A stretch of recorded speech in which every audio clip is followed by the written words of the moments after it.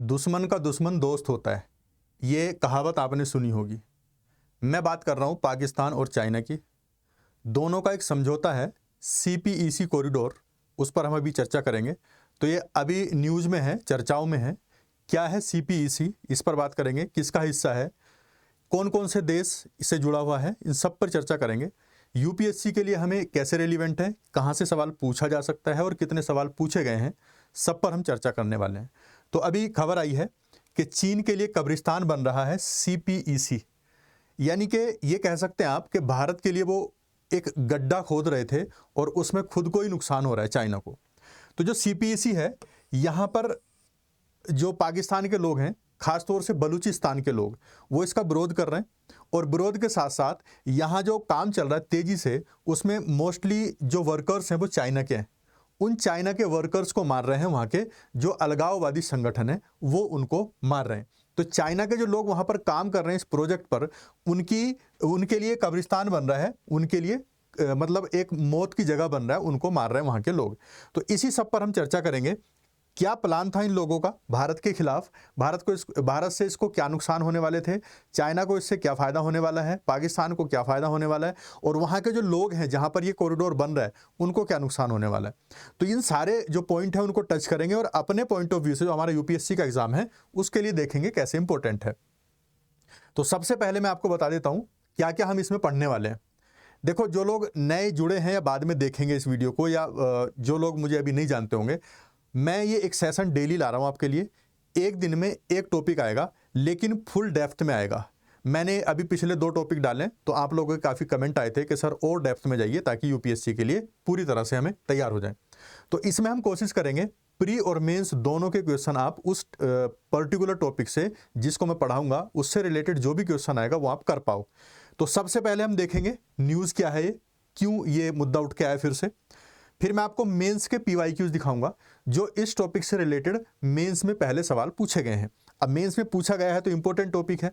CPEC जिसकी हम चर्चा कर रहे हैं, ये है क्या आखिर, आपको बहुत सारे लोगों को इसके बारे में नहीं पता होगा, पता होगा तो डिटेल में नहीं पता होगा।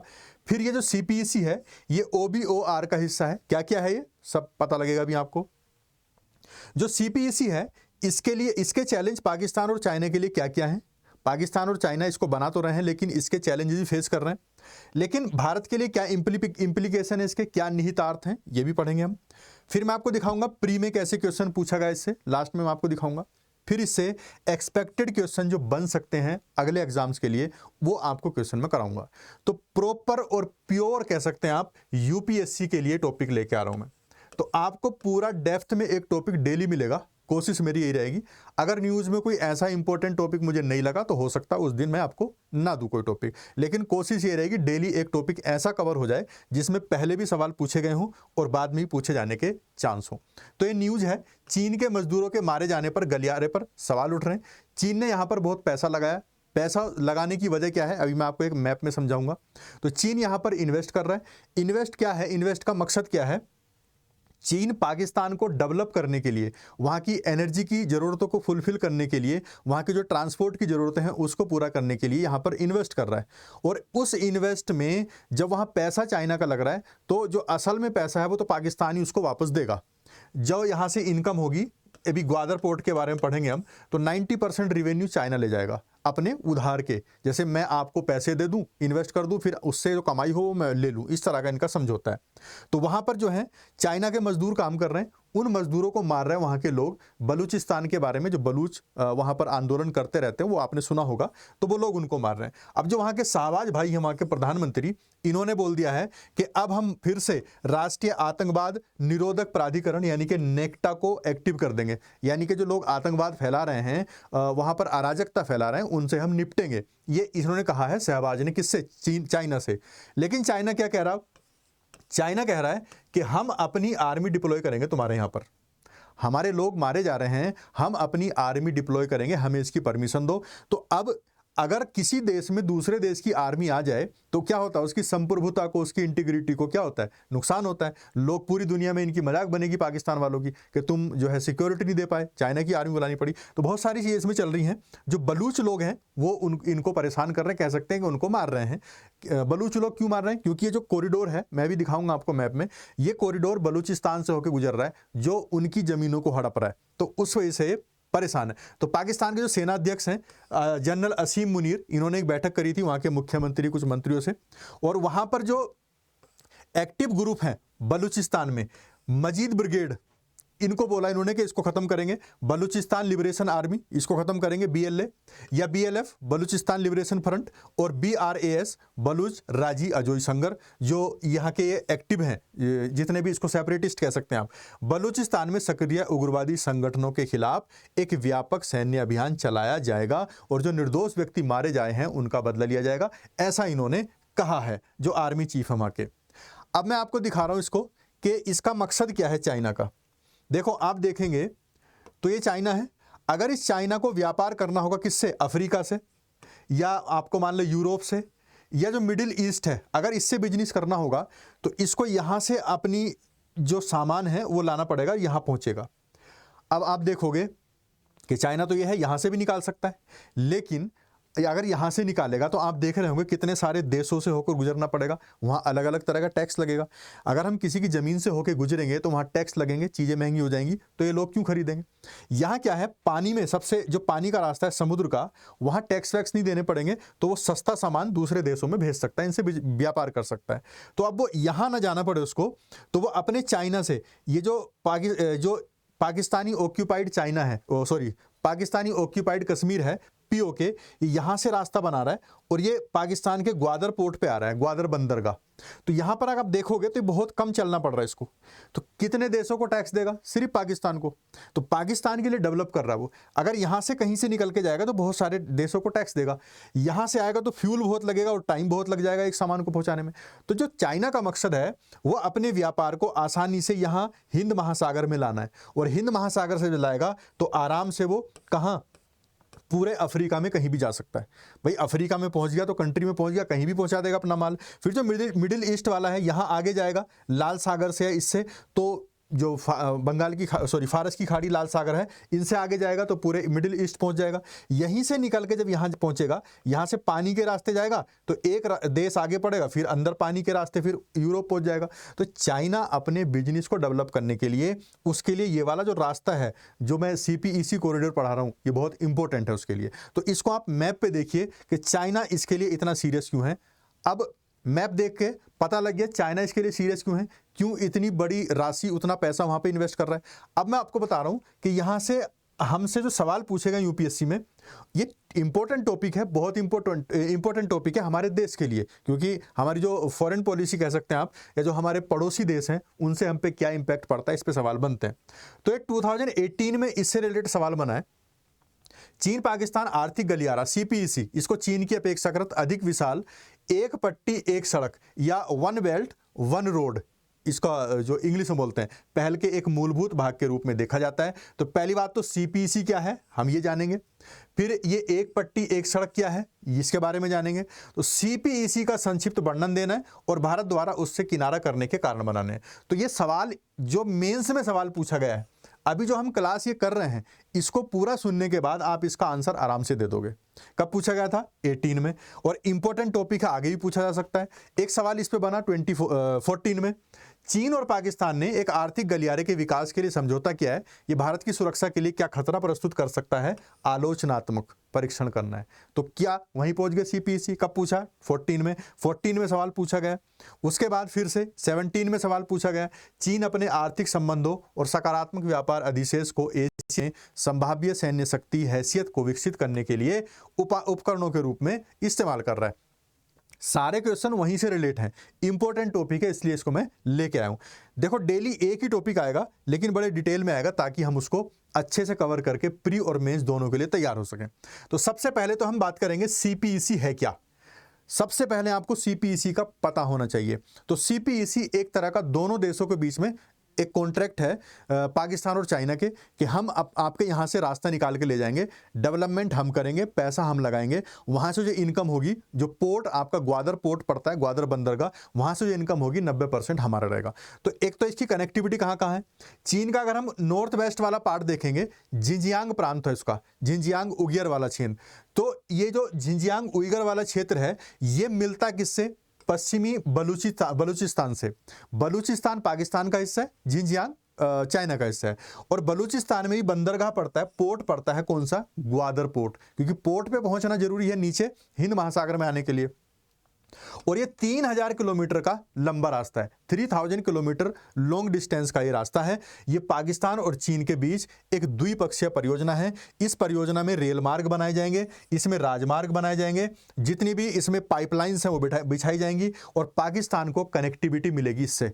उसके यहाँ पर बहुत सारी परियोजनाएं बनेगी, वो भी मैं आपको दिखाऊंगा अभी। तो ये आपको, अब मैंने इतना लिखा क्यों है इसमें, ये मैंने इसलिए लिखा है, आपको ये पीडीएफ मिलेगी, तो पीडीएफ में एक टॉपिक पूरा आपको कवर हो जाएगा। उस पीडीएफ से चाहे तो आप शॉर्ट नोट बना लेना, जैसे भी आप करोगे उसको कर लेना। जो ग्वादर पोर्ट है वो चीन के लिए मध्य पूर्व और अफ्रीका तक पहुंचने का मार्ग खोलेगा। मैंने भी आपको मैप पे दिखाया, अगर चाइना घूम के आएगा अफ्रीका जाने के लिए तो एक तो टाइम बहुत लगेगा, उसका खर्चा बहुत लगेगा, लेकिन अगर ये मार्ग बन जाता है, सीपीईसी कामयाब हो जाता है, तो चाइना को सिर्फ पाकिस्तान के बीच से निकल के सीधे पानी में उतर के और फिर वो अफ्रीका पहुंच जाएगा या बाकी मिडिल ईस्ट में पहुंच जाएगा। ये हिंद महासागर तक अपनी पहुंच प्राप्त कर सके। चीन के बदले में पाकिस्तान के ऊर्जा संकट को दूर करने और लड़खड़ाती अर्थव्यवस्था को रोकने का इसने जिम्मा लिया है कि आपके पास जो पैसों की कमी है, लाइट की कमी है, वो बिजली वगैरह हम बना के देंगे, सारी चीजें बनाएंगे, आपकी connectivity, road connectivity, rail connectivity, सब देंगे। जो सीपीईसी है ये बेल्ट एंड रोड इनिशिएटिव का हिस्सा है, BRI का, बेल्ट एंड रोड इनिशिएटिव का हिस्सा है। और ये जो बेल्ट एंड रोड इनिशिएटिव है 2013 में शुरू किया था, बेल्ट एंड रोड इनिशिएटिव। इसका उद्देश्य क्या है, दक्षिण पूर्व एशिया, मध्य एशिया, खाड़ी के देश, अफ्रीका और यूरोप को भूमि और समुद्री मार्गों के नेटवर्क से जोड़ना। कैसा नेटवर्क है अभी दिखाऊंगा। तो अमेरिका तो एक तरफ है, अलग साइड है, लेकिन उसके अलावा जितने भी कॉन्टिनेंट है इधर, एशिया, अफ्रीका और आपका ये यूरोप, इन सबको जोड़ना इसका मकसद है। अब एक सवाल बन सकता है कि जो ये ग्वादर पोर्ट और इसका कनेक्टिविटी है, पाकिस्तान का ग्वादर पोर्ट है, चाइना का कासगर है, तो ये जो मतलब ये पूरा कनेक्टिविटी वाला एरिया है, कहाँ से, कासगर से, सीपीईसी जो है कासगर से ग्वादर को जोड़ता है। ये जो पूरी एक बेल्ट है, इस बेल्ट के दो हिस्से, दो कोने कौन कौन से हैं, तो कासगर और ग्वादर, दोनों का नाम याद रखेंगे, बाकी बीच बीच में जगह है। तो अगर इसको आप ध्यान से देखेंगे तो भारत इसका क्यों विरोध करता है। इधर अक्साई चीन वाला एरिया है वाला, इधर चाइना ने हड़प रखा है। ऊपर जो है ये वाला जो एरिया है, अगर आप इसको देखेंगे तो ये पाकिस्तानी ऑक्यूपाइड कश्मीर है। तो ये वो कश्मीर है जिस पे पाकिस्तान ने कब्जा कर रखा है और उसी एरिया से ये निकाल के लाया जा रहा रास्ता। तो भारत इसका इसलिए अपोज करता है कि पहली बात तो हमारे जो पाकिस्तानी ऑक्यूपाइड कश्मीर है वो भारत का हिस्सा है, तो पहली बात तो भारत के हिस्से से इसको निकाल रहे हो। दूसरी चीज, आप यहां से देखो बिल्कुल भारत के बॉर्डर के करीब करीब जा रहा है, पूरी तरह से करीब करीब गुजार रहे हैं, तो उससे क्या है, भारत को भी नुकसान है। वहां पर चाइना क्या करेगा, अपनी अच्छी रोड बना के वहां पर क्योंकि पूरा कंट्रोल चाइना का हो जाएगा वहां, तो पाकिस्तान वाला जो एरिया है इधर से भी घेर रहा है चाइना, इधर से भी घेर लेगा भारत को। तो अब हमें अपनी आर्मी ज्यादा लगानी पड़ेगी, अपने हथियार ज्यादा लगाने पड़ेंगे। तो जो अभी मैं आपको दिखाऊंगा, सैटेलाइट में देखा गया है कि चाइना ने यहाँ पर अपने कुछ जो फाइटर जेट वगैरह हैं वो भी उतारे थे यहाँ पर, तो वो इसमें देखेंगे हम। अब जो प्रोजेक्ट वहां बनने वाले इस परियोजना में, प्रोजेक्ट कौन कौन से हैं, इसमें कोल प्रोजेक्ट बनेंगे, जैसे ये आप देखेंगे, पावर प्रोजेक्ट इस कलर में, ये पावर प्रोजेक्ट है। जो सिवाल पंजाब है 1320 मेगावाट का पावर प्रोजेक्ट बनना है। एक मुजफ्फरगढ़ पंजाब में 1320 मेगावाट का बनना है। एक ये बनना आपका रहीम यार खान पंजाब में 1320 मेगावाट का बनना है। तो ये पावर प्रोजेक्ट बन रहे हैं। एक ग्वादर में बनना है बलूचिस्तान में 300 मेगावाट का। तो ये इतने तो पावर प्रोजेक्ट हैं। फिर जो कोल प्रोजेक्ट है, ये कोल प्रोजेक्ट भी बन रहे हैं। ये सुकी किनारी है और एक करोत पंजाब में है 720 मेगावाट, 870 मेगावाट। तो ये क्या है, यहाँ पर कोल प्रोजेक्ट हैं, हाइड्रो प्रोजेक्ट भी हैं, सोलर प्रोजेक्ट भी हैं, विंड प्रोजेक्ट भी हैं। इतने बड़े प्रोजेक्ट बना रहा है कौन? चाइना बना रहा है, और ये पाकिस्तान के अंदर बना रहा है। आप यहां देखेंगे तो ये इंडिया है, और ये इंडिया के जो पाकिस्तानी ऑक्यूपाइड कश्मीर है उसमें निकल के जा रहा है। तो भारत को इससे प्रॉब्लम है। दूसरा यह है कि हमारे बॉर्डर पे डेवलपमेंट हो रहा है और चाइना कर रहा है। जो चाइना आसपास के पूरे देशों को, जितने हमारे पड़ोसी देश हैं, सबको अपने प्रभाव में ले चुका है, तो वो अगर यहां पर बनाएगा तो हमारे लिए बहुत खतरनाक चीज है। तो भारत इसलिए इसका अपोज करता रहता है। तो ये पूरा मैप आप देखेंगे कितने प्रोजेक्ट यहां पर वो बना रहा है पाकिस्तान के लिए। अब जो OBOR है, मतलब one belt one road initiative जो है इसका, ये क्या है? जिसका हिस्सा है वो 2013 में शुरू किया गया था और $1 मिलियन का प्रोजेक्ट है, जो दक्षिण पूर्व एशिया है, मध्य एशिया, खाड़ी क्षेत्र, अफ्रीका, यूरोप, इन सबको जमीन के थ्रू और पानी के थ्रू, यानी कि समुद्र के थ्रू आपस में कनेक्ट करना है। जो विश्व की बड़ी बुनियादी ढांचा परियोजना है उनको शुरू करना है, और जितने भी, जैसे बदले में चीन के वैश्विक प्रभाव को बढ़ाना है, मतलब बढ़ाएगी ये खास तौर से जो one belt one road initiative है। चीन, आपको पता है, जो विश्व शक्ति है वो बनने की कोशिश कर रहा है और पूरे वर्ल्ड को घेरने में लगा है चाइना इस टाइम, और खास तौर से भारत को इसको इससे ज्यादा खतरा है। जो ये प्रोजेक्ट है उसमें 6 गलियारे शामिल हैं। जो one belt one road initiative है उसमें 6 गलियारे बनेंगे। उसी 6 में से एक हिस्सा है ये चीन और पाकिस्तान वाला गलियारा। एक गलियारा कौन सा बनेगा? New Eurasian land bridge. ये पश्चिमी चीन को पश्चिमी रूस से जोड़ेगा। देखो चाइना कहां कहां जुड़ रहा है, कनेक्टिविटी देखो इसकी। अपने पश्चिमी जो वेस्टर्न चाइना है वो वेस्टर्न रशिया से जोड़ेगा, और उस वाली कनेक्टिविटी का नाम क्या है? New Eurasian land bridge. दूसरी है चीन मंगोलिया रूस गलियारा, चाइना मंगोलिया रशियन कॉरिडोर, जो मंगोलिया के माध्यम से उत्तरी चीन को पूर्वी रूस से जोड़ेगा। वेस्टर्न रूस रशिया से भी जुड़ गया, ईस्टर्न रशिया से भी जुड़ गया। एक गलियारा है चीन मध्य एशिया पश्चिमी एशिया गलियारा, ये China central Asia west Asia corridor, ये मध्य और पश्चिमी एशिया के माध्यम से पश्चिमी चीन को तुर्की से जोड़ेगा। रशिया से जुड़ गया, वहां से इसका व्यापार चलेगा। तुर्की से जुड़ गया, तुर्की है जिसको बोला जाता है, उससे भी इसका ट्रेड चलेगा। एक गलियारा है चीन इंडो चीन प्रायद्वीप गलियारा, China Indo China peninsula corridor. इसमें भारत चीन के माध्यम से दक्षिणी चीन को सिंगापुर से जोड़ेगा। तो ये कॉरिडोर इधर से निकल के जाएगा सिंगापुर तक, और फिर बनता है चीन पाकिस्तान गलियारा, जो दक्षिणी पश्चिमी चीन को पाकिस्तान के माध्यम से अरब सागर से जोड़ेगा। चाइना पाकिस्तान कॉरिडोर, ये है CPC। ये वाले कॉरिडोर की हम बात कर रहे हैं जो चाइना पाकिस्तान से बना रहा है। तो 6 का हिस्सा है ये, इन 6 कॉरिडोर का हिस्सा है ये। अगला बनता है बांग्लादेश चीन भारत म्यांमार गलियारा, ये Bangladesh China India Myanmar corridor, जो बांग्लादेश और म्यांमार के रास्ते दक्षिणी चीन को भारत से जोड़ेगा। तो आप अगर कनेक्टिविटी देखेंगे तो कितनी अच्छी कनेक्टिविटी चाइना बना रहा है, मैं आपको मैप में दिखाता हूं। इसके अलावा एक और कनेक्टिविटी है समुद्री सिल्क रोड, ये भी दिखाऊंगा अभी मैं। ये सिंगापुर मलेशिया हिंद महासागर अरब सागर होर्मुज जलमरुस्थल उसके माध्यम से तटीय चीन को भूमध्य सागर से जोड़ेगा। तो जो चीन वाला तटीय चीन है उसको जोड़ेगा। ये है पूरा one belt one road initiative. ये वाला है जो आप बोल सकते हैं इसको जो मैरीटाइम सिल्क रोड। अगर आप समुद्र के अंदर देखेंगे मैरीटाइम सिल्क रोड है, यानी कि समुद्र के अंदर अंदर पूरी तरह से जुड़ जाएगा और ये पानी के माध्यम से यहां तक पहुंचेगा। आप देख रहे हैं यहां से अगर आप शुरू करेंगे तो पानी के थ्रू ये यहां से यहां तक जा रहा है, फिर लैंड के थ्रू देखो यहां से चाइना के जिनजियांग से अगर आप शुरू करेंगे तो इस तरह से ऊपर से जा रहा है, ये इधर पूरी कनेक्टिविटी हो गई। तो पूरा एशिया, पूरा अफ्रीका और पूरा आपका यूरोप, ये सब कनेक्ट हो जाएंगे। चाइना को इससे बहुत फायदा होने वाला है क्योंकि अपने बिजनेस पर ट्रेड पर फोकस कर रहा है। ये आप यहां से भी देख सकते हैं, मैंने और थोड़ा क्लियर करके दिखाने की कोशिश की है। ये POK है, ये पाकिस्तानी ऑक्यूपाइड कश्मीर है और इसके अंदर से निकल रहा है। तो आप अगर यहां पर देखेंगे तो ये भारत की बिल्कुल ये वाला ये बॉर्डर है। इस बॉर्डर से इतना पास से इस चाइना ने यहां से निकाल रहा है, ये कासगढ़ से निकाला चाइना के और यहां से बिल्कुल भारत के बॉर्डर से निकाल रहा है। तो बॉर्डर से निकालने का ये भी मकसद हो सकता है भारत को घेरना, हो सकता क्या होगा ही सीधा सीधा है, और यहां पर आ जाएगा आपके पाकिस्तान के ग्वादर पोर्ट पे और सीधे हिंद महासागर में उतर जाएगा। तो हिंद महासागर में ये उतरने के लिए इसको सबसे छोटा रास्ता और सबसे मतलब इंपॉर्टेंट रास्ता इसका हो सकता है। और आप करीब से दे सकते हैं, दिल्ली यहां पर है और ये इतने पास में, यहां आप देखेंगे ये श्रीनगर है, श्रीनगर कश्मीर की राजधानी, यहां पर ये इसके बिल्कुल बगल से निकाला जा रहा है। तो भारत के लिए खतरनाक भी है और भारत इसका विरोध भी करता है। CPEC का विरोध कौन कौन करता है इसको अपोज कौन कौन करता है भाई? एक तो भारत करेगा, फिर वहां के जहां के जो बलूचिस्तानी लोग हैं, बलूच लोग, जैसे बलूच लोग हैं, ये पाकिस्तानी प्रांत है बलूचिस्तान, तो वो पाकिस्तान से खुद को अलग करना चाहते हैं, आज़ादी चाहते रहते हैं, तो वो वहाँ पर विरोध प्रदर्शन करते रहते हैं।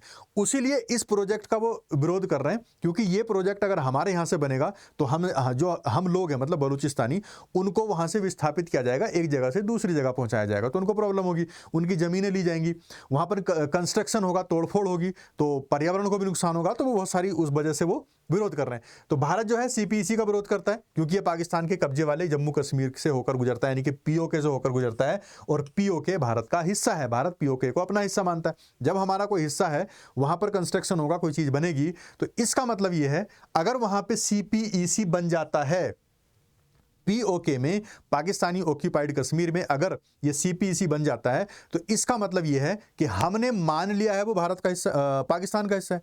मतलब ये बात इंटरनेशनल लेवल पर पहुंच जाएगी, हमारा जो पक्ष है वो कमजोर हो जाएगा, इंडिया का पक्ष, भारत का पक्ष कमजोर हो जाएगा पीओके पर, अगर ये प्रोजेक्ट वहां बन गया तो।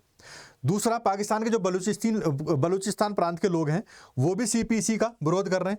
उसके अंतर्गत उनकी व्यक्तिगत स्वतंत्रता के दमन का आरोप लगाया जा रहा है कि हमारी जो पर्सनल लिबर्टी है, जो हमारी व्यक्तिगत स्वतंत्रता है, वो चली जाएगी, वहां से सामान जो मतलब प्रोजेक्ट बनेगा तो वहां से हमें विस्थापित होना पड़ेगा। और इसको करीब से देखेंगे, यहां अगर आपको कलर चेंज दिख रहा हो तो ये अक्साई चीन है, मतलब वो हिस्सा जो चाइना ने कब्जा लिया हमारा, ये पीओके है। अगर आप गिलगिट पाकिस्तान ऑक्यूपाइड कश्मीर वाला जो है, ये वाला एरिया आप देखेंगे तो ये पाकिस्तानी ऑक्यूपाइड कश्मीर है, ये वाला, तो एकदम बिल्कुल इसके करीब से जा रहा है। चाइना ने यहां से निकाला, पाकिस्तानी ऑक्यूपाइड कश्मीर में इसको डाला, और ये पूरा रास्ता यहां से यहां पहुंचा ग्वादर पोर्ट पे। तो ये पूरी कनेक्टिविटी जो है भारत के एकदम बगल से होकर गुजर रही है, और ये भारत को काफी नुकसान पहुंचाएगी। सबसे बड़ी बात यह है, जिस क्षेत्र पर हम दावा करते हैं कि हमारा क्षेत्र है, पाकिस्तान ने ऑक्यूपाई कर रहा है, उस पे पाकिस्तान की मजबूती हो जाएगी। अब जब ये एरिया बन रहा है तो चाइना किसी मकसद से बना रहा होगा, उस मकसद को पूरा करने के लिए अगर आप सैटेलाइट के उपग्रह के चित्र देखेंगे तो वहां पर J-20 लड़ाकू विमानों की तैनाती भी कर दी थी, किसने? चाइना ने। उपग्रह से प्राप्त चित्रों से में हवाई अड्डे पर J-20 लड़ाकू विमानों को जमीनी चालक दल और आवश्यक सहायक उपकरणों के साथ दिखाया गया है। वहां से सैटेलाइट के जो इमेजेस हैं उसमें भारत को पता लगा है कि चाइना ने यहां पर अपने J-20 फाइटर जेट उतार दिए हैं। रनवे का भी विस्तार कर रहा है वहां पर, उसको वो मतलब उसकी टेक्नोलॉजी को अच्छा भी कर रहा है। भारत ने LAC पर जो चीन के J-20 लड़ाकू विमान हैं उनका भी जवाब दिया। तो जो LAC से मात्र 155 किलोमीटर दूर डोकलाम के बारे में आपने सुना होगा, वहां पर भी हमारी भिड़ंत इनसे हो गई थी। तो वहां पर है सिगात से दोहरे उपयोग वाला हवाई अड्डा। भारत पूर्वी क्षेत्र में चीन के लिए सामरिक महत्व रखता है, चीन के लिए भारत का सामरिक महत्व है। भारत ने जवाब में सुखोई 30 MKI लड़ाकू विमान वहां पर तैनात कर दिए, सुखोई 30 MKI। और जो पश्चिम बंगाल का हासीमारा एयरबेस है, वहां पर राफेल विमान भी। अब जब कोई हमारा पड़ोसी या हमारा दुश्मन किसी चीज को करेगा हमारे साथ, तो उसका जवाब देना भी हमें बनता है। लेकिन ऐसा करने से इस CPEC से हमें नुकसान तो है ही भाई। अगर चाइना वहां पे डिप्लॉय करेगा अपनी आर्मी तो हमें भी करनी पड़ेगी, तो पैसा तो खर्च हो गई। तो ये हमने भी वहां पर अप्लाई कर दिए हैं, डिप्लॉय कर दिए हैं। उसके जवाब में पाकिस्तान और चीन के लिए जो CPEC है उसकी कुछ चुनौतियां हैं, चैलेंजेस हैं जो अब आ रहे, फेस हो रहे हैं। क्या क्या? एक तो सुरक्षा संबंधी चुनौती आ रही है, सिक्योरिटी कंसर्न्स हो रहे हैं। जो चीनी श्रमिक हैं, वहाँ के मजदूर हैं, उनकी सुरक्षा और क्षेत्र की स्थिरता CPEC की सफलता के लिए बहुत चुनौती है। चाइना के लोग वहाँ पर काम कर रहे हैं, पाकिस्तान उनको सुरक्षा नहीं दे पा रहा है। जो वहाँ के अलगाववादी संगठन हैं वो उनको बार बार मारे जा रहे हैं, और इस वजह से चाइना कह रहा है कि हम अपनी आर्मी, हम अपनी सेना उतारेंगे पाकिस्तान में, हमें परमिशन दीजिए, हम इनसे खुद निपट लेंगे। तो अगर ऐसा हुआ तो पाकिस्तान की जो संप्रभुता है उस पर काफ़ी ठेस पहुंचेगी। अब हम किसी से अगर कर्ज लेते हैं, जैसे पाकिस्तान चाइना के पैसे पे काम कर रहा है, तो अगर कर्ज लेते हैं तो उसकी हम पे जिम्मेदारी भी हो जाती है। कुछ राजनीतिक दल और समूह जो है उसका विरोध कर रहे हैं कि यहाँ पर पारदर्शिता की कमी है। पाकिस्तान की संप्रभुता पर परियोजना के संभावित जो दीर्घकालिक प्रभाव हैं उनके बारे में भी बात की जा रही है। क्षेत्र में असंतुलन हो रहा है, ये इसका प्रभाव पड़ रहा है। रीजनल इम्बैलेंस, जो CPEC है पाकिस्तान के कुछ क्षेत्रों और प्रांतों पर केंद्रित है, जिसमें विकास और निवेश में क्षेत्रीय असंतुलन की स्थिति पैदा हो रही है कि आप पर्टिकुलर एरिया में तो विकास कर रहे हो, बाकी एरियाज में क्यों नहीं कर रहे हो, तो ये असंतुलन वहां बन रहा है। सबसे बड़ी बात, उधार के जाल में पाकिस्तान फंस रहा है। इतनी बड़ी परियोजना है, पैसा चाइना लगा रहा है, वहां पर वर्कर्स भी किसके काम कर रहे हैं? चाइना के। तो इकोनॉमी किसकी डेवलप हो रही है? चाइना की। भाई पैसा भी दे रहा है और मजदूरी करके और जो जॉब करके पैसा वापस कहाँ आ रहा है? चाइना में ही आ जा रहा है। पाकिस्तान को तो कुछ नहीं मिल रहा है। और जो परियोजना बन रही है, जो प्रोजेक्ट बन रहा है, उसमें बनने के बाद जो 90% पैसा आएगा वो भी चाइना का। तो फायदा किसका? चाइना का। पाकिस्तान को क्या? ये तो फालतू के जाल में फंस रहा है। बड़े पैमाने पर चीनी ऋण द्वारा वित्त पोषित परियोजनाओं से इस पे प्रश्न उठने लगे हैं। IMF कह रहा है कि पाकिस्तान का सबसे बड़ा लेनदार है चीन। अब चीन से सबसे ज्यादा पैसा लेगा वो कौन होगा? पाकिस्तान से जो सबसे ज्यादा पैसा लेगा वो कौन लेगा? चाइना लेगा। और 2021 में चीन के कुल विदेशी ऋण का 27.4%, यानी कि चाइना जितना पैसा उधार देता है उसका 27.4% अकेले किसके पास? पाकिस्तान के। ध्यान दो, छोटा सा देश और इतनी बड़ी उसने उधार ले रखा, उससे ले लिया। मतलब पर्यावरण पर प्रभाव पड़ेंगे, इन्वायरमेंटल इंपैक्ट होंगे। CPEC जब बन रहा है बुनियादी ढांचा, तो इसका पर्यावरण पर भी प्रभाव पड़ेगा। वनों की कटाई होगी, जैव विविधता, जल प्रदूषण, बहुत सारा आपको देखिए कि जब कंस्ट्रक्शन होता है तो कितनी धूल वगैरह उड़ती है, तो इसका भी नुकसान होगा। सामाजिक निहितार्थ को नुकसान होगा। परियोजना जो है स्थानीय समुदाय के विस्थापन होगा, जो वहाँ के लोग हैं रहने वाले, जब इतनी बड़ी परियोजना बनेगी तो उन लोगों को वहाँ से हटाना पड़ेगा। और उसके साथ साथ जो इस क्षेत्र में बढ़ते प्रवास और जनसंख्या के दबाव के प्रभाव के बारे में चिंताओं का जन्म देगी। एक जगह से जनसंख्या उठेगी, दूसरी जगह चली जाएगी। संप्रभुता की भी चिंता है। पाकिस्तान में चीन के बढ़ते प्रभाव और देश की संप्रभुता और स्वतंत्रता समझौता करने की परियोजना की क्षमता के बारे में भी चिंता जताई है। पाकिस्तान ने चाइना से समझौता कर लिया, अब वो उसके घर में आके घुस गया है, उसकी अपनी आर्मी भी लाने वाला है। भारत के लिए क्या निहितार्थ है, इसके क्या इंप्लीकेशन है? भारत की संप्रभुता जो CPEC है, लगातार आलोचना करता रहा भारत इसका। क्यों? क्योंकि पाकिस्तान अधिकृत जो कश्मीर है, POK, मैंने भी बताया था, POK से होकर ये गुजर रहा है। और पाकिस्तान और भारत के बीच में POK क्या है? विवादित क्षेत्र है। भारत अपना हिस्सा उसको बताता है। तो जब अपने हिस्से से अगर ये रोड निकल जाएगी, ये प्रोजेक्ट निकल जाएगा, इसका मतलब हमारी जो मजबूत पकड़ है वो POK के लिए आवाज उठाने की वो कमजोर पड़ जाएगी। कॉरिडोर को भारत की सीमा पर स्थित कश्मीर घाटी के लिए वैकल्पिक आर्थिक सड़क संपर्क के रूप में भी माना जाता है, कि यानी कि भारत जो है भारत की जो कश्मीर घाटी है उसके पास ये ऑप्शनल मतलब कॉरिडोर बनाया जा रहा है, इसके भी रूप में भी इसको देखा जा रहा है। जो भारत का जम्मू कश्मीर है, अधिकांश प्रमुख अभिकर्ताओं ने परियोजना को लेकर आशा व्यक्त की है। स्थानीय व्यापारी और राजनेताओं द्वारा नियंत्रण रेखा यानी कि LOC के दोनों ओर कश्मीर को विशेष आर्थिक क्षेत्र घोषित करने का आह्वान भी किया जा रहा है।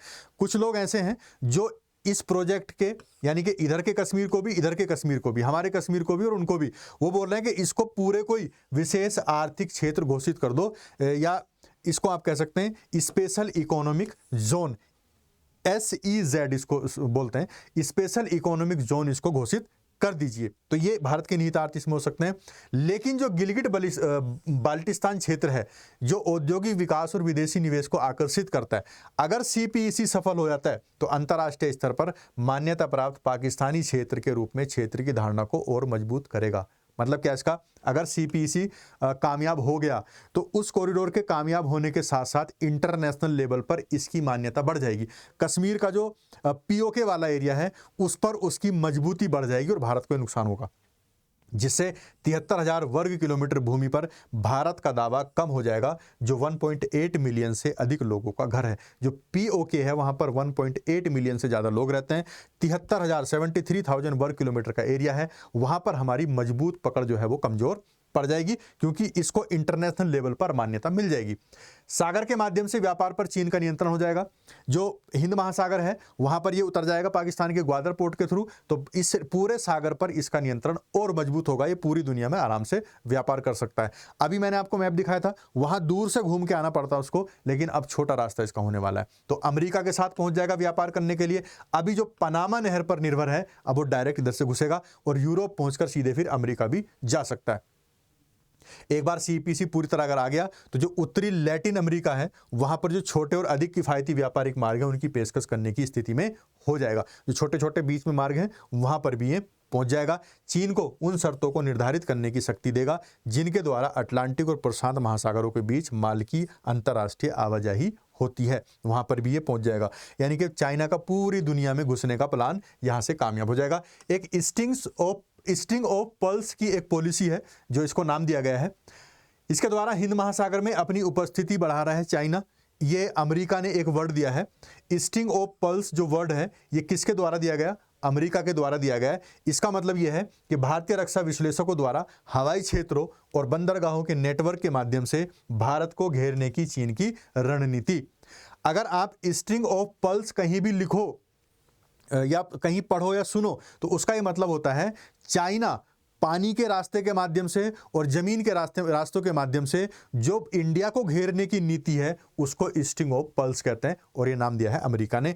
चटगांव बांग्लादेश का, हबन-टोटा श्रीलंका का, सूडान बंदरगाह, इसको ध्यान रखेंगे, मालदीव, सोमालिया और सेशेल्स में उपस्थिति के साथ साथ जो ग्वादर बंदरगाह है चीन का नियंत्रण यहाँ भी हो जाएगा। तो चीन ने यहाँ पर बांग्लादेश के चटगांव में, श्रीलंका के हबन-टोटा में, सूडान के बंदरगाह, मालदीव का बंदरगाह, सोमालिया, सेशेल्स सब में अपना कब्जा कर लिया है, यानी कि वहां पर इन्वेस्ट कर दिया, उनको कर्जे के जाल में फंसा दिया। अब किस पे आ गया वो? ये ग्वादर बंदरगाह पर इसका फोकस है और ये अब पूरी तरह से इनको कब्जे में ले चुका है। कब्जे में वैसे नहीं, कर्ज दे दे के एक आउटसोर्सिंग गंतव्य के रूप में पाकिस्तान का उदय हो रहा है। ये पाकिस्तान की आर्थिक प्रगति को गति देने के लिए तैयार है, यानी कि आउटसोर्सिंग गंतव्य बना लिया किसने? चाइना ने। किसको? पाकिस्तान को। जो कपड़ा और निर्माण सामग्री है अब वो चाइना से सीधे कहां पहुंचेगी? पाकिस्तान पहुंचेगी। कपड़ा निर्माण के लिए और बाकी जो सामान है सस्ते मूल्य पर कहां पहुंचेगा? पाकिस्तान। तो जब इंडिया से व्यापार हो रहा किसके साथ? दुबई के साथ या बाकी उन कंट्रीज के साथ जो मिडिल ईस्ट वाली कंट्री हैं, वहां से व्यापार किसका होता है? भारत का होता है।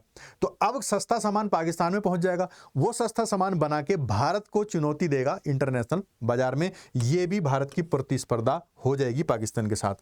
तो सस्ता सामान चाइना से पाकिस्तान पहुंचेगा, वहां से वो अपना व्यापार बढ़ाएगा सऊदी अरब या बाकी जो मिडिल ईस्ट की कंट्री हैं जहां भारत का व्यापार होता है। तो भारत के लिए यहां भी नुकसान होगा। BRI द्वारा मजबूत व्यापार और चीन का प्रभुत्व।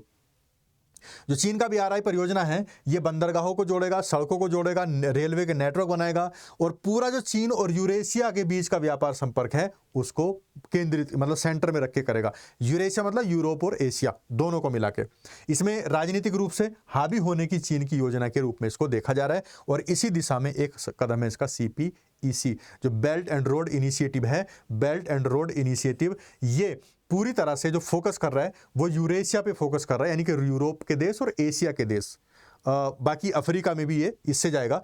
लेकिन CPEC इसी का हिस्सा है और ये भारत के लिए काफ़ी चुनौतीपूर्ण है। अब इसी खबर में जो हमारे सामने आई है कि वहाँ पर पाकिस्तान उनको सुरक्षा नहीं दे पा रहा है, उसको नुकसान हो रहा है, तो ये हमारे लिए काफ़ी अच्छी है। चीन जो कि बाकी वैश्विक अर्थव्यवस्थाओं द्वारा समर्थित और अधिक एकीकृत है, संयुक्त राष्ट्र और अलग अलग राष्ट्रों के साथ बेहतर स्थिति में हो जाएगा। और जो भारत अगर CPEC कामयाब होता है, BRI कामयाब होता है, तो भारत की जो मांग है संयुक्त राष्ट्र के स्थायी सदस्यों में जाने की वो कमजोर पड़ जाएगी। क्यों? क्योंकि जिसकी लाठी उसकी भैंस, जिसके पास पैसा है उसकी ज़्यादा चलती है। तो ये अच्छी स्थिति में आ जाएगा और चाइना इस वाले रूट के बनने से तो भारत को होगा नुकसान। तो आपकी इस टॉपिक पर क्या राय है आप कमेंट सेक्शन में जरूर बताना। और इतना डीप पढ़ना है आपको, अगर इतना डीप पढ़ना तो सेशन लंबा जाया करेगा, आपको टिक के देखना होगा। तो ये जितने भी लोग आप क्लास में अगर यहाँ तक पहुँचे हैं इसका मतलब आप UPSC के लिए सीरियस हैं। तो अब हम बात करेंगे, इस पे सवाल पूछा गया प्री में 2016 में पूछा गया है। कभी कभी समाचारों में देखा जाने वाला बेल्ट एंड रोड इनिशिएटिव का उल्लेख किसके संदर्भ में किया जाता है? The belt and road initiative sometimes seen in the news is mentioned in the context of China. चीन के संदर्भ में इसको देखा जाता है BRI को, बेल्ट एंड रोड इनिशिएटिव। तो ये था 2016 का प्री का सवाल। मेंस के मैं आपको दिखा चुका हूं। अब हम प्रैक्टिस करेंगे आज के लिए जो हमने टॉपिक पढ़ा है उस पर MCQs कैसे बन सकते हैं। What is the primary objective of the China Pakistan economic corridor यानी कि CPEC। तो चाइना पाकिस्तान आर्थिक गलियारे का प्राथमिक उद्देश्य क्या है? प्राथमिक उद्देश्य इसका है चीन को अरब सागर तक पहुंच प्रदान करना। मैं इसको जल्दी जल्दी कराऊंगा क्योंकि आपको ये PDF में मिल जाएगा। PDF के लिए आपको इस वीडियो के डिस्क्रिप्शन में टेलीग्राम चैनल का लिंक मिलेगा, उसको जाकर ज्वाइन करिए, वहां पे PDF आपको मिल जाएगी। काफी काम का है। अब जो लोग क्लास में होंगे, आप जो क्लास देख रहे हैं, तो अगर आप UPSC या किसी स्टेट PCS के एग्जाम के लिए सीरियस हैं तभी मेरी क्लास में रुकना, नहीं तो आपको सिर्फ न्यूज यहां पर नहीं मिलेगी, काफी गहरी नॉलेज आपको यहां पर मिलेगी किसी भी टॉपिक पर, और उसके साथ साथ सवाल मिलेंगे, कैसे सवाल बन सकते हैं और कैसे बने हैं। The China Pakistan economic corridor यानी कि CPEC कनेक्ट्स विद 2 लोकेशंस। कौन कौन सी 2 लोकेशन है जिनमें चीन पाकिस्तान आर्थिक गलियारा कनेक्ट करता है? यह है कासगर और ग्वादर। मैंने दिखाई थी आपको मैप पे, कासगर चाइना का, ग्वादर पाकिस्तान का, ये दोनों आपस में कनेक्ट है। अगला है, निम्नलिखित में कौन सा CPEC परियोजना का प्रमुख घटक है? Which of the following is a key component of the CPEC project? कौन कौन से घटक है इसमें? ऊर्जा अवसंरचना विकास, ग्वादर बंदरगाह का विकास, सड़कों और रेलवे का विकास, सीमा विवाद संसाधन तंत्र। बिल्कुल नहीं, पहला दूसरा तीसरा तीनों ठीक है, ये इसका आंसर है बी, तीनों सही है, बी आंसर हो जाएगा। तो इस तरह से आपको प्रैक्टिस करके जाना है, इतनी प्रैक्टिस करके जाना है किसी भी टॉपिक पे कि आपको प्रॉब्लम ना हो। किस देश ने CPEC के विवादित क्षेत्रों से गुजरने पर चिंता जताई है? चिंता किसको होगी? भारत को होगी। अफगानिस्तान को कोई चिंता नहीं, ईरान को, बांग्लादेश को क्या चिंता है? भारत को प्रॉब्लम होगी, तो इंडिया ने इस पे चिंता जताई।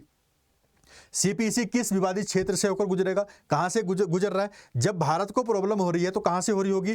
गिलगिट बल्टिस्तान वाले क्षेत्र से, ये पड़ता है POK में, तो इस वजह से भारत को इससे प्रॉब्लम है। निम्नलिखित में से पाकिस्तान के लिए CPEC का संभावित लाभ क्या है? पाकिस्तान को क्या होगा? चीन से सैन्य समर्थन में वृद्धि होगी क्या? भारत पर आर्थिक निर्भरता में कमी आएगी क्या? नहीं। बेहतर बुनियादी ढांचे और ऊर्जा उपलब्ध होगी। उसको क्या मिलेगा? Improved infrastructure and energy availability. तो पाकिस्तान को ये चाइना से मिलने वाला है, ये इसको फायदा होने वाला है। CPEC किस पहल का हिस्सा है? Belt and road initiative, BRI का हिस्सा है, ए आंसर है इसका, BRI का हिस्सा है CPEC, तो ये भी आप ध्यान रखेंगे। तो इतनी प्रैक्टिस कर जानी किसी टॉपिक पर। CPEC परियोजना का केंद्र कौन सा बंदरगाह है? कौन सा? ग्वादर बंदरगाह है। कहाँ गया? यह है ग्वादर बंदरगाह, बी आंसर होगा। कौन सा है? ग्वादर बंदरगाह। CPEC किसका सेंटर क्या है? CPEC परियोजना के लिए अनुमानित निवेश कितना है? 10 मिलियन, 46 मिलियन, 75 मिलियन या 100 मिलियन, सॉरी बिलियन डॉलर। तो कितना है इसका? यह है 46 बिलियन डॉलर के समथिंग इस पे खर्चा है अनुमानित, बाकी 60 बिलियन तक जाएगा। भारत के लिए CPEC के रणनीतिक निहितार्थ क्या हैं? भारत के लिए इसके निहितार्थ दक्षिणी एशिया में चीन का प्रभाव बढ़ाना, चीन पाकिस्तान गठबंधन पर सुरक्षा संबंधी चिंताएं, क्षेत्रीय कनेक्टिविटी के माध्यम से आर्थिक लाभ। पूरे क्षेत्रीय कनेक्टिविटी के लिए नहीं है, पहला दूसरा दोनों ठीक है, ए आंसर हो जाएगा इसका, फर्स्ट एंड सेकंड। तो ये था सेशन आज का, उम्मीद है आपको पसंद आया होगा। अगर आप अपनी तैयारी को और धार देना चाहते हैं, एक सधे हुए तरीके से तैयारी करना चाहते हैं, तो अनअकैडमी आपके लिए लाया है कुछ प्लान्स। 1200 रुपये पर महीने में आपकी तैयारी हो जाएगी, बहुत कम है। 32,999 का प्लान है प्लस का, और 42,999 का प्लान है प्लस का, ये 2627 के लिए है। आइकॉनिक अगर आप लेंगे तो ये मिल जाएगा। बाकी डिटेल के लिए आप इस नंबर पर कॉल कर सकते हैं। इसमें आपको अनलिमिटेड क्लासेज मिल जाएंगी, मेंटरशिप मिल जाएगी, टेस्ट सीरीज मिलेंगी, प्री मेंस की तैयारी मिलेगी, सब कुछ इसमें हो जाएगा। अगर आप 26 की तैयारी कर रहे हैं, 30 नवंबर से एक बैच स्टार्ट हो रहा है आरंभ, और 27 नवंबर से स्टार्ट हो रहा है इंग्लिश में आगाज बैच, इग्नाइट बैच 26 के लिए स्टार्ट हो रहा है, 29 नवंबर से ये है इंग्लिश में। अनलिमिटेड एक्सेस आपको मिलेगा। प्री मेंस की तैयारी पूरी तरह से अच्छी टीम के साथ तैयारी आपको मिल जाएगी। अगर आप 2025 देने वाले हैं तो 17,999 में रफ्तार बैच लेकर आए अनअकैडमी। कंप्लीट सिलेबस 6 महीने में हो जाएगा। 29 मॉक टेस्ट मिलेंगे प्री के, करंट अफेयर्स का रिवीजन हो जाएगा, डाउट सोल्विंग होगी। लिमिटेड ऑफर है, इसको भी आप ज्वाइन कर सकते हैं। CSC एश्योर एक प्रोग्राम है अनअकैडमी का, जिसमें आपको सिलेक्शन की गारंटी, मतलब गारंटी इन द सेंस, आपका अगर सिलेक्शन नहीं हुआ, आप उस कोर्स से सेटिस्फाई नहीं हुए, तो आपको 1 साल का एक्सटेंशन दिया जाएगा। अगर आप 2 साल या उससे ज़्यादा का कोर्स लेते हैं तभी ये एप्लीकेबल होगा। बाकी जो TNC अप्लाई हैं वो आप पूरी तरह पढ़ लेंगे। अगर ये सब आप अवेल करना चाहते हैं तो एक कोड इस्तेमाल कर लेना, PAUPSC। अगर आप ये कोड इस्तेमाल करेंगे तो आपको मैक्सिमम डिस्काउंट और मिलेगा। तो एक तो सस्ते कोर्स, ऊपर से डिस्काउंट भी आपको मिल जाएगा। ठीक है, तो ये आज का सेशन था, उम्मीद है आपको अच्छा लगा होगा। इसी तरह से हम डीप पढ़ेंगे, डेप्थ में जाएंगे किसी भी टॉपिक के, ताकि जब हम उसको टच करें टॉपिक को, तो पूरी नॉलेज लेकर UPSC का प्री और मेंस जितना भी कंटेंट होगा पूरा आपको मिल जाना चाहिए। तो कैसा लगा? इसी तरह से हम चलेंगे।